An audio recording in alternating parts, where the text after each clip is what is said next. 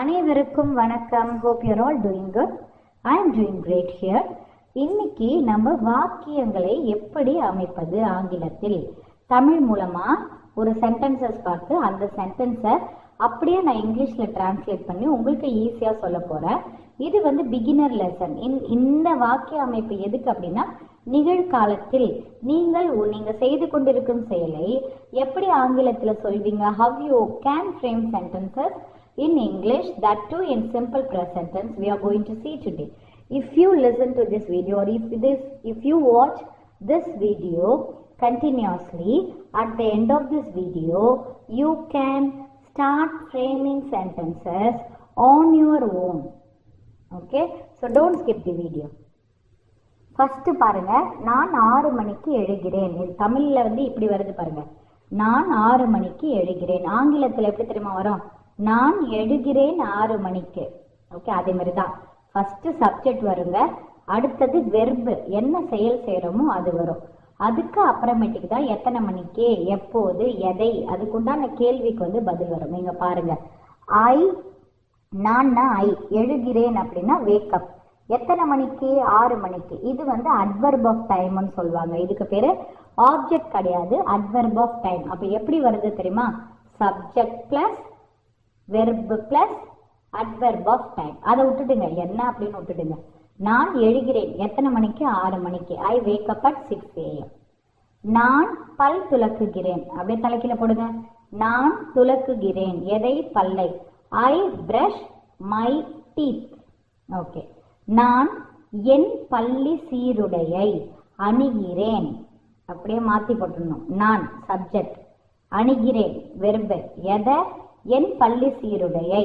I where my school uniform. நான் செல்கிறேன் பள்ளிக்கு. நான் பள்ளிக்கு செல்கிறேன் அப்படின்னு தமிழ்ல சொல்றோம். அதே ஆங்கிலத்துல எப்படி வரும்? நான் செல்கிறேன். எங்க போற? பள்ளிக்கு செல்கிறேன். I go to school. ஆபீஸுக்கு போற. க்கு அப்படின்னா ஆபீஸுக்கு அப்படின்னு சொல்றோம்ல. I go to office. I go to college. I go to supermarket. சரி, எப்படி போற அப்படின்னு கேட்போம்ல. அப்ப ஃபர்ஸ்ட் எங்க போறேன்னு சொல்லிட்டு எப்படி போறேன்னு சொல்றோம். நான் பள்ளிக்கு பஸ்ஸில் செல்கிறேன். ஓகே, நான் செல்கிறேன் எங்க? பள்ளிக்கு. எப்படி? பஸ்ல. அப்போ எங்கு செல்கிறாய், எப்படி செல்கிறாய், அப்படிதான் வரும். அந்த கேள்வி இதுலயே நம்ம அந்த பதில் வரும்போதே ஃபர்ஸ்ட் எங்க போறோம்னு சொல்லிடணும், அதுக்கப்புறம் எப்படி போறேன்னு சொல்றோம். ஓகே, நான் பள்ளிக்கு செல்கிறேன். I go to school. How? By bus. நான் காலேஜிற்கு காரில் செல்கிறேன். நான் செல்கிறேன் காலேஜிற்கு காரில். நான் அப்படின்னா ஐங்க, செல்கிறேன் அப்படின்னா கோ, காலேஜிற்கு அப்படின்னா டு காலேஜ். எப்படி? By car. I go to school college by car. Okay, நான் செல்கிறேன் எங்க? ஆபீஸிற்கு. எப்படி? ட்ரெயினில். I go to office. How? By train. See how simple these sentences are. Okay, so ஒரு வாட்டி இங்கிலீஷ்ல படிச்சு பாருங்க. I wake up at 6 AM. I brush my teeth. I wear my school uniform. I go to school. I go to college. I go to office. I go to school by bus. I go to college by car. I go to office by train. I go to office by auto. சொல்லிக்கலாம். So next பாருங்க, இதுல எப்படின்னா take. I take my bag அப்படின்னு சொல்லு. நான் என் பேக்கை எடுத்துக்கொள்கிறேன். ஒரு பொருளை எடுத்துக்கிட்டா எப்படி, 2 பொருளை எடுத்துக்கிறீங்கன்னா எப்படி சொல்லணும், அது மாதிரி நான் உங்களுக்கு சொல்லி கொடுக்குறேன் பாருங்க. இப்போ நான் எடுத்துக்கிறேன் எதை? என் பேக். ஒரு பொருளா 2 பொருளா? ஒரே ஒரு பொருள். அப்போ ஐ, நான் டேக் எடுத்துக்கிறேன் எதை? என்னுடைய பையை. My bag. I take my bag. முடிஞ்சிருச்சா? சரிங்க பாருங்க, 2 பொருளை எடுத்துக்கிறீங்க. நான் என் லேப்டாப்பையும் பையையும் எடுத்துக்கொள்கிறேன். எப்படி வரும்? நான் ஐ எடுத்துக்கொள்கிறேன். டேக் எதை? என்னுடைய லேப்டாப்பை, மை லேப்டாப். பையையும் யும்னு வந்துருச்சுன்னா அப்ப and. I take my laptop and my bag. How easy. 2 பொருள்னா அண்டு சேர்த்துக்கணும் நடுவில், அவ்வளோதான். அப்போ 3 பொருள் வச்சுக்கோங்க. I take my laptop, my lunch bag and my bag. அப்போ 3 பொருள்னா 2 அப்படியே சொல்லணும். கடைசியில ஒரு வரும்ல, அதுக்கு முன்னாடி தான் நீங்க அண்டு சேர்த்துக்கணும். ஓகேங்களா? நான் எழுதுகிறேன். ஐ ரைட். என்ன எழுதுறீங்க? My assignment, my homework. Okay, I right my assignment. நான் எழுதுகிறேன் என் அசைன்மெண்ட்டை. நான் சந்திக்கிறேன். யாரை சந்திக்கிறீங்க? என் சக ஊழியர்களை, இல்லை என்னுடைய நண்பர்களை. அப்ப எப்படி சொல்வீங்க? நான் ஐ சந்திக்கிறேன் அப்படின்னா மீட். என் சக ஊழியர்களை, my colleagues. My friends, I meet my colleagues. I meet my friends.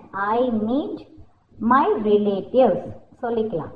நான் என் வேலையை ஆரம்பிக்கிறேன். ரொம்ப சிம்பிள். நான் ஆரம்பிக்கிறேன் எதை? என்னுடைய வேலையை. I start my work. Okay, நான் என் வகுப்பில் கவனமாக படிக்கிறேன். நான் படிக்கிறேன், அதான் வர சப்ஜெக்ட் வெர்பு. எப்பயுமே இங்கிலீஷ்ல சென்டென்ஸ் ஃபார்ம் பண்ணும்போது எஸ்வி அப்படின்னு கரெக்டா ஞாபகம் வச்சுக்கோங்க. ஓகே, நான் படிக்கிறேன். எப்படி? சின்சியர்லி. எங்கு?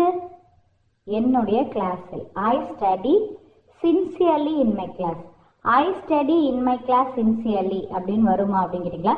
இது சொல்லும் போதே கொஞ்சம் டிஃபிகல்ட்டா இருக்க பாருங்க. I study in my class sincerely. இது நல்லா இருக்கா? I study sincerely in my class. எது ஈஸியா இருக்கு?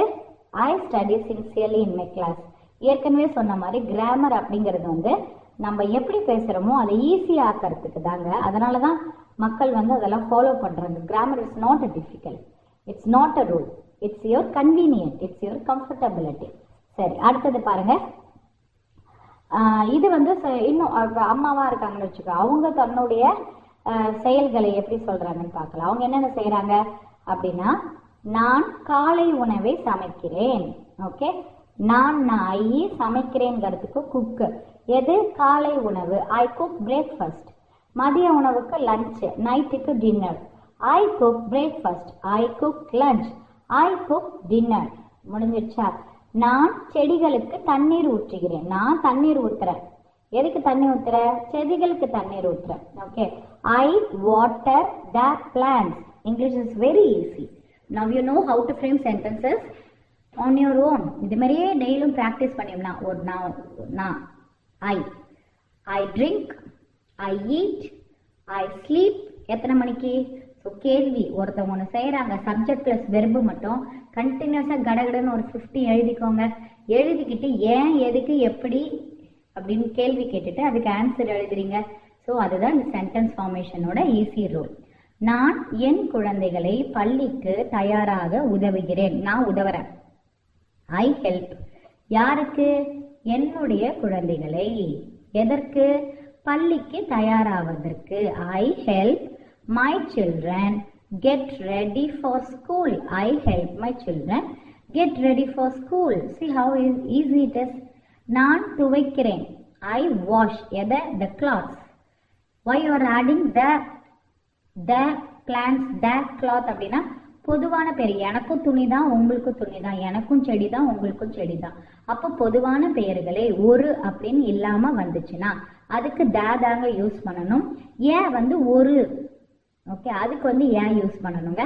ஆன் எப்போ யூஸ் பண்ணணும் அப்படின்னா AEIOU, AEIOU இந்த சவுண்டு, வவலோட சவுண்டு அந்த வார்த்தைக்கு முன்னாடி வந்துச்சுன்னா நீங்க ஆன் அப்படின்னு யூஸ் பண்ணணும். அவ்வளவுதான். இங்க கிளாத்ஸ் ஏன் யூஸ் பண்றோம்? பொதுவான வார்த்தைகள்.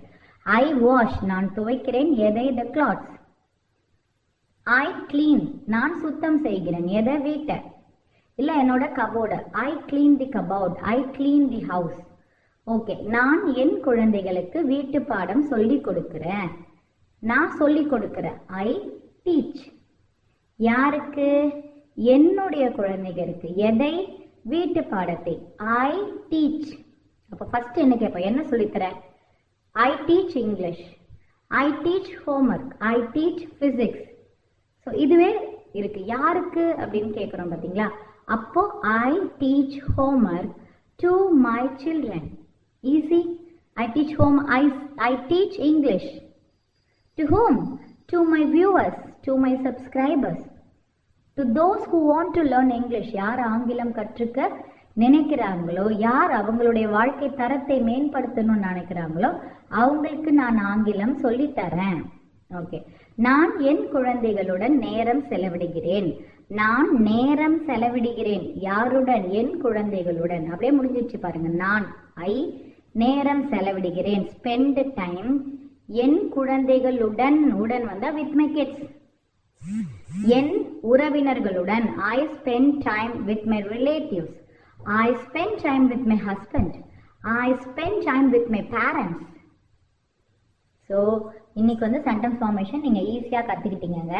இப்போ நான் தமிழில் வந்து உங்களுக்கு ஒரு 5 சென்டென்ஸ் கொடுக்குறேன். இது யூஸ்வலாக நீங்களே பண்ணிடுவீங்க. பட் ஸ்டில் இந்த ஆன்சரை வந்து எனக்கு கமெண்ட் செக்ஷனில் சொல்லுங்கள். இப்போ நான் உங்ககிட்ட பேசுகிறேன்னா நீங்கள் எனக்கு கமெண்ட் பண்ணி இதே மாதிரி ஒரு கிளாஸ் இது பண்ணுங்கள், இல்லை இந்த இது எனக்கு வேணும் அப்படின்ட்டு உங்களுக்கு என்ன தேவையோ அது நீங்கள் சொன்னாதான் எனக்கு நெக்ஸ்ட் வீடியோ வந்து நான் போடுவேன். எனக்கு கண்டென்ட் தெரியுங்க, என்ன வீடியோ போடணும் எனக்கு தெரியும். But I have started this channel to help those who want to learn English. யார் ஆங்கிலம் கற்றுக்கணும்னு நினைக்கிறீங்களோ அவங்களுக்கு நான் உதவி பண்ணணும்னு நினைக்கிறேன். அதுக்கு வந்து நீங்கள் எனக்கு கமெண்ட் பண்ணுங்கள். உங்களுக்கு எப்படி லெசன் வேணும்னு கமெண்ட் பண்ணுங்கள். சில பேர் வந்து ப்ரொனவுன்சியேஷனோட எனக்கு வந்து இங்கிலீஷ் அந்த இது போடுங்க அப்படின்னு சொல்லியிருந்தாங்க. ஒரு 1 hour வீடியோ மாதிரி போடுங்க அப்படின்னு சொல்லியிருந்தாங்க. அவங்களுக்கோசரம் தான் நான் இந்த பிகினர் லெசனே எனக்கு தோணுச்சு. நம்ம ப்ரெசன்ட் டென்ஸ்னா என்ன, ப்ரெசன்ட் கண்டினியூஸ் டென்ஸ்னா என்ன அப்படின்னு சொல்கிறோம். அதில் இந்த டென்ஸ் இப்படி வரும்னு சொல்கிறோமே தப்பி ஒரு தமிழ் வாக்கியங்களை இப்படி தான் நீங்கள் ஆங்கிலத்தில் டிரான்ஸ்லேட் பண்ணணும் அப்படின்னு சொல்லி கொடுத்தா ஈஸியாக இருக்கும் அப்படின்னு என்னோட சிறு முயற்சி தான் இந்த வீடியோ. சரி, நான் இப்போ சொல்கிறேன் பாருங்க. நான் வீட்டை சுத்தம் செய்கிறேன். நான் பாடம் படிக்கிறேன். நான் லேப்டாப்ல வேலை செய்கிறேன். நான் மொபைலில் பேசுகிறேன்.